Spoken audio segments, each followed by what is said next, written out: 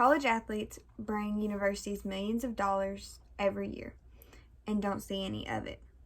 To help them get the money they deserve, immediate actions need to be taken. Imagine you are working a full-time job at a company that is ran off of your back.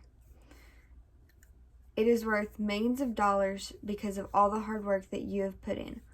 But when it is come payday, your boss looks at you and tells you that you being employed here is your payment. That situation is the situation that athletes across the nation are facing. On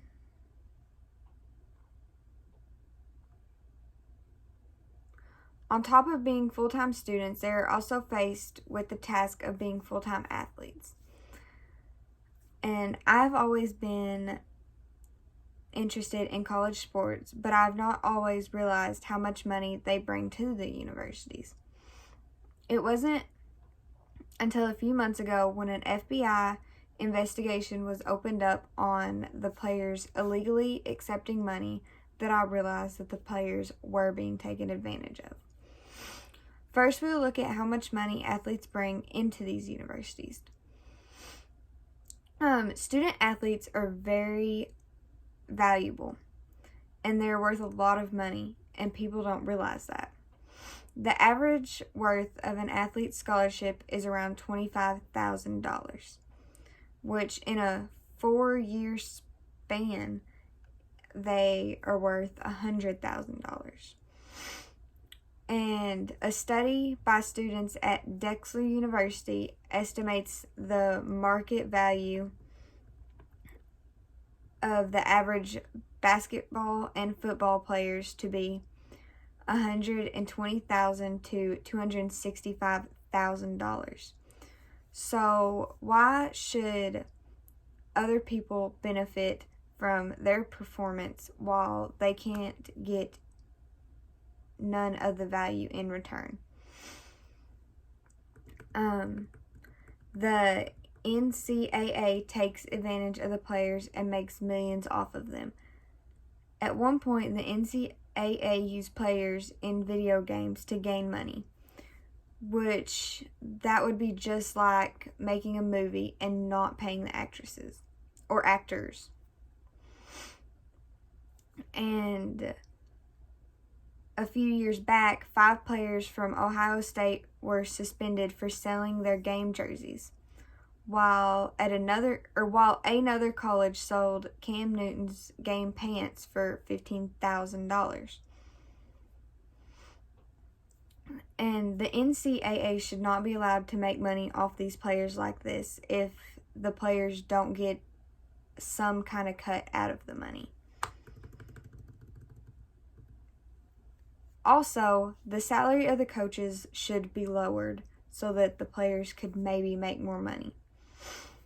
According to the U.S. Today, Texas A&M signed a new coach for 10 years at $75 million. This is a lot of money for someone who doesn't actually play. Now that we know how to fix the issues that NCAA is causing, I'm going to show you how they will actually work. We will use a combination of allowing the money that is made off the players to actually go to the players, and we will also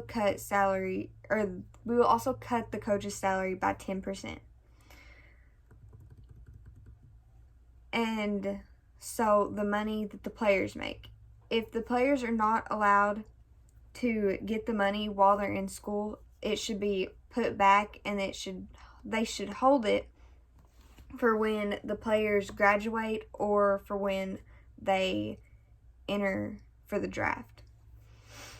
And with cutting the coaches' salaries, allowing the multi-million-dollar contracts, or along with the multi-million-dollar contracts coaches are offered, also come with many bonuses. For many of these come with winning championships. The bonuses can reach up to $1 million. In conclusion, I'm asking for each of you to think about how much money is actually being taken away from these athletes. Think about if it was you being taken advantage of. When you think about the money the NCAA makes from players, remember that many of the players have families to support, and they don't see any of that money. Remember that NCAA is a billion-dollar company that doesn't pay their employees, which their money comes from. By taking action in the examples I have discussed today, you can help stop fellow college students from being taken advantage of.